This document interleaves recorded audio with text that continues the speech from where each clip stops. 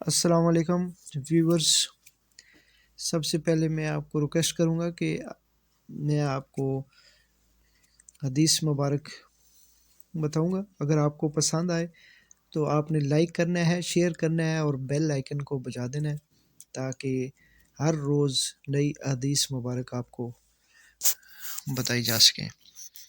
حضرت ابو ہریرہ رضی اللہ تعالیٰ عنہ ایک مرتبہ حضور اقدس صلی اللہ علیہ وآلہ وسلم سے دریافت کیا کہ آپ کی شفاعت کا سب سے زیادہ نفع اٹھانے والا قیامت کے دن کون شخص ہوگا؟